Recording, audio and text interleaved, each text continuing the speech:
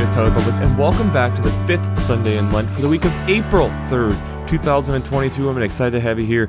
I'm excited to dig into this week's podcast, and I'm excited because what happened? We've suddenly gotten to April. We're suddenly in this month of movement, and especially in the northern part of the northern hemisphere, we start usually feeling like spring. And I know this last week where I'm at, we got a nice little snowfall where snow is trying to hang on, but we know in this case that it is going to change. It's going to move on. We're going to eventually have spring here. It just might be delayed for a day or two here as the snow is covering the ground, but I also know as things continue to warm up, that will soon change, and that will move us forward into something new. But it leads really well into the question that I had for you last week, which was, where do you need to change? And I think this is a hard question. It's a question that we don't like necessarily acknowledging. It's acknowledging that things are changing around us and that we have to be willing to change our opinion. It's amazing how, as people, we're willing to grow and change our opinions and thoughts on things, but especially when we start looking at society-wide, it's a much more difficult task. It's a much bigger uphill challenge to be able to acknowledge and recognize that, yeah, maybe we need to change. And I think it's one of the things right now that's confronting the church in a lot of ways is acknowledging that the way that we have done things isn't helping things anymore, and that we have to be willing and able to acknowledge that there might be new things that need to be done. And I think the hard thing on top of that too is acknowledging that each context is different. There might be things that we might be able to see and see similarities, but then also realizing that it's not going to be able to be mimicked in the exact same way every place. And that's a humbling thing that we all need to be able to learn. It's the same thing within business too. We can't exactly duplicate a business model somewhere else because you have different people involved and how different people are going to see things. And so it's this idea of how we have to be willing and able to adapt and change because we're made that way. And I think we'll start to even see in the text this week of how God has intended us to continue to be looking forward. And I think our tendency is to look back. And the problem is, it's not necessarily bad to look back, but that we hold on to the past and we want to cling on to it. Like I talked about last week, the Chris Ray song, why does the past always seem safer? Maybe because at least we know we made it. That doesn't help us. In fact, it holds us back. So let's just jump into it. The Old Testament text, the first reading is from Isaiah chapter 43, verses 16 to 21. And this is looking at and considering how God has done these amazing things for the tribe of Israel at this point. But I really like verse 18. Do not remember the things of former or the things of old. I am about to do a new thing that springs forth. You do not perceive it. I'm about to do a new thing. It springs forth. Do you not perceive it? I will make the wilderness and rivers in the desert. This idea of, yes, look what I have done, but yet, and as it kind of continues here, creation even acknowledges that I continue to move forward and that new things happen. And so accept it. Accept the newness. Accept realizing that new things are about to happen. The people whom I form for myself so that I might declare my praise by making a new thing, coming from verse 21. The psalm this week is Psalm 126, and one of the things I have to quickly plug, there was a little bit of discussion in Working Preacher this last week that I really enjoyed, and especially that I look at the NRSV, the Newly Revised Standard Version. This text is very interesting because the first 3 verses can be read in the past tense, but how it's written in the original language, it could be also translated as future tense.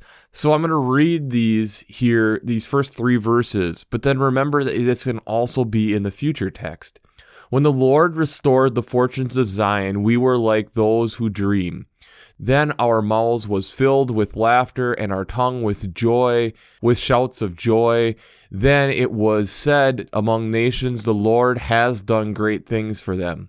The Lord has done great things for us, and we rejoiced. So instead of has could be translated to will. And it's this interesting text of how God has both done things in the past for us, but also things in the future for us. And I think it's something that we love thinking about and contemplating the things that God has done of old, and we don't always bring it to that God is doing things for us. And that's what's so beautiful is that, yes, look at what God has done and look at how God does do these things, but then realizing in that same breath that God's still doing that. And it's allowing us to imagine and look for and anticipate where God is actually going and moving and expecting that to happen. The second reading or New Testament text is from Philippians chapter 3, verses 4b to 14. Paul here lays out what he has been in talking about how he became a Pharisee, how he became one of these leaders, and how he had followed everything according to the law. But then realizing that that isn't what makes Paul, that isn't what God is creating Paul to be, is to look back. That God is still doing and still creating and still making, and that God is still moving. So we have to keep looking forward. We have to keep reaching for that goal of Jesus that is continuing to move forward. It's not reaching back. It's realizing and looking for where God is now. And in this point, Paul also then talking about then sharing that we share in the death and resurrection of Christ because of what happened, but it's also recognizing that then we're still striving for what Christ is for us. The gospel text this week is out of John chapter 12, verses 1 to 8. So now we're having a little shift, a little change up here, that we're suddenly getting thrown John this week. And I feel like for this text, especially if you're preparing for it, read chapter 11 and read beyond this text. Here's why.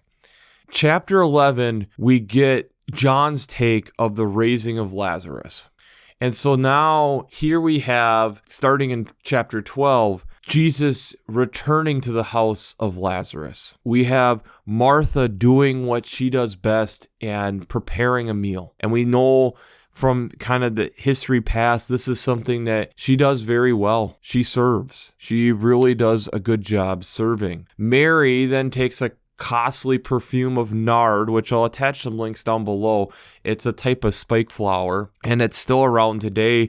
It's from like the India, Nepal, China region, so it would have been actually quite a ways to be able to import something like this. So yes, that's why it would have been very expensive, and the house is filled with this fragrance as she is anointing his feet with it. And I will say it is a very strong fragrance. I got a whiff of it this last week. Judas the Iscariot is then the one who will betray him, is kind of asking, why would you spend 300 denarii on this instead of giving it to the poor? John then kind of gets this little analysis here in verse 6 on how Judas is the one who is the treasurer and is a thief. Jesus then kind of puts him aside and states that, yep, she bought this for my burial, but she is realizing essentially that she will not always have me, and the poor will always be with you, which we need to get into a little bit here.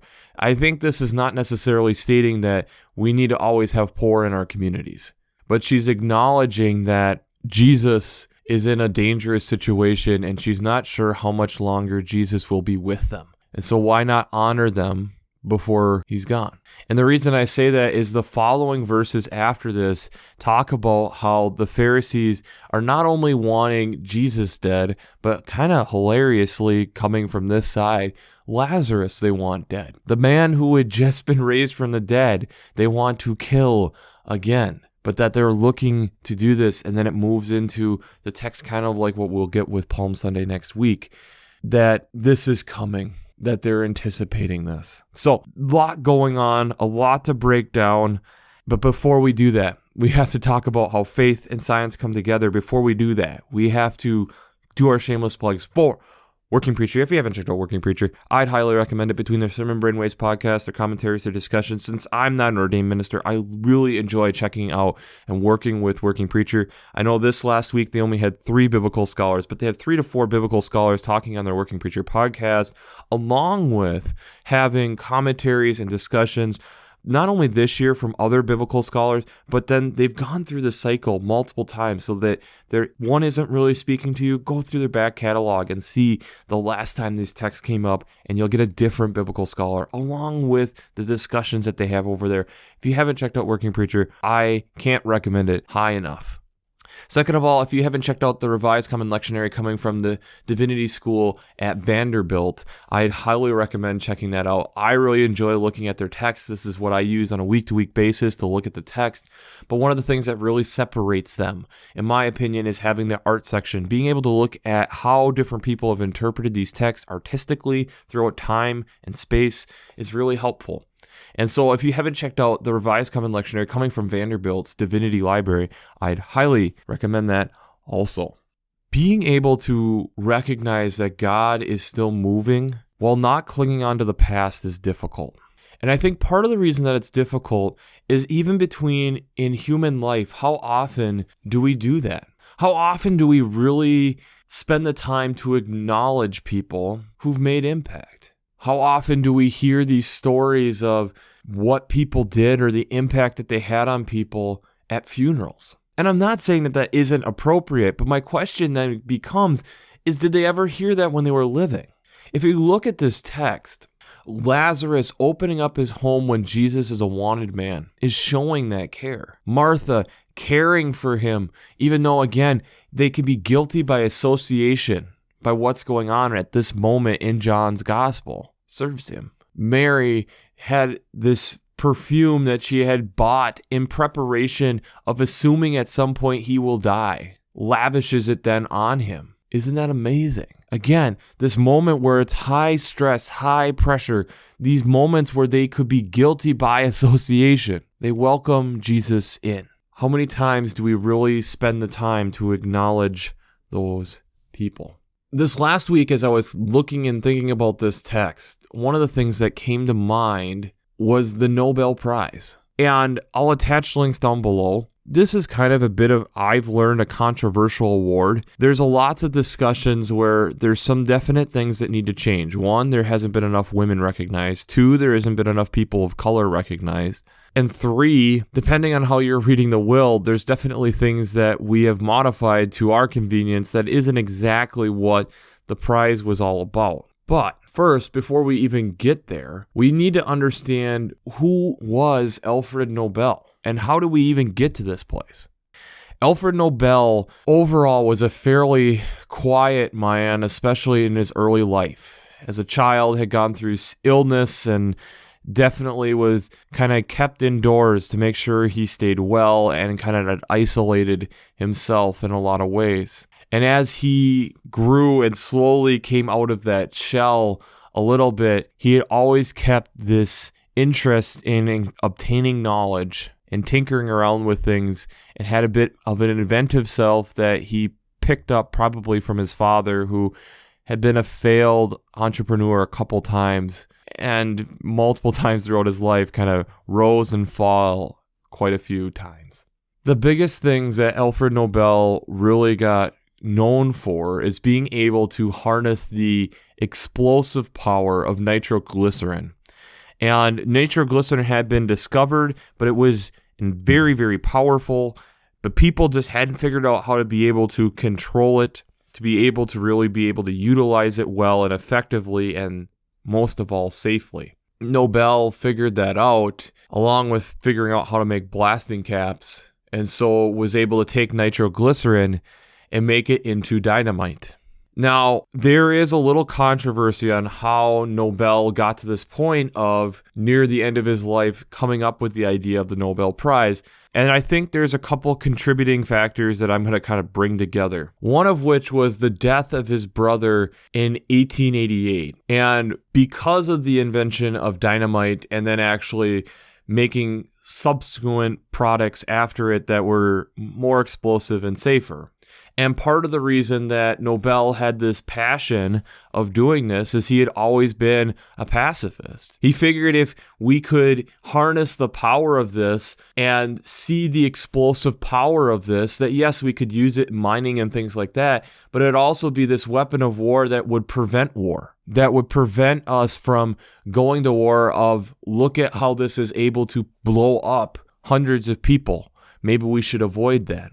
But when his brother died in 1888, there were papers that published it wrong and said that he had died. And in there were people who called him the Merchant of Death. Sounds semi-familiar. If you've followed the Marvel movies and Tony Stark and Iron Man, they kind of label as the Merchant of Death. And this really bugged Nobel. Especially when you're thinking about that this is something that you were working on to try to become a pacifist, and that's not how it's being used. It's in fact being used in a totally different way. That this is then being harnessed in a way that hurts everything that you have been about. One of the former assistants that he had, kind of a secretary of sorts, was Bertha von Suter. And they had kept in touch over their life for over 20 years. And Suter had kind of gotten involved with the peace movement, and kind of initially reluctantly, but over time also was in the ear of Nobel through letters and being together in different times that helped Nobel in this period of time, the last decade, less than a decade of his life, to rewrite his will. And part of rewriting his will was coming up with these prizes, but part of the idea being that these things will help us move to a more pacifistic society where we're getting away from war. It took 5 years after his death to get the first prize out in 1901, and as we know on this side of history, we've definitely had a couple literal world wars in between there. But I think it's also that moment of one of the things that is neat about the Nobel, which has been super controversial, is that you have to be thought to be alive when it's announced. There's been one person that was thought to be alive that afterward died before the presentation. But that also meant that there's different people who didn't get awarded that potentially should have gotten awarded. And there's, again, like I stated, and I'll have a video down below, there's things that are looked at with the Nobel, that what some of the initial intent or thought of the initial intent was, and how we've kind of moved beyond it in certain ways. But I think part of what makes the Nobel is recognizing before people are gone the significance of what they have done. The significance of trying to move things forward. And is there flaws with how we're doing it with the Nobel Prize? Sure. Should we maybe be able to recognize that how science works, we're typically working in small groups, and that maybe we need to be able to recognize more than 3 people in a specific field at any given time? Yeah, I think so. But I think it's also the point of us getting to the point of recognizing that we need to recognize people who are making significant contributions. Maybe not just in the field of science or something of that nature, but maybe in our lives, and going through and actually saying it. One of the things that was very striking to me, and I'll attach some links down below, over the last few years, we've lost the last northern white rhino. And there's pictures of this in videos talking about the last interactions of people who kind of protected this rhino and spent time with this rhino, trying to help it be able to reproduce to make an amazing conservation recovery. And again, there's been DNA and stuff that have been kept to potentially see if in the future we can do something. But you look at how they're mourning together as the final hours are passing before this rhino dies, recognizing that this is kind of the end of the line for potentially, probable, the end of the line of this species. That they were trying to recognize and trying to show the importance of this species, of this individual, and the powerful movement of how that's hard when you're having to let go of something like that.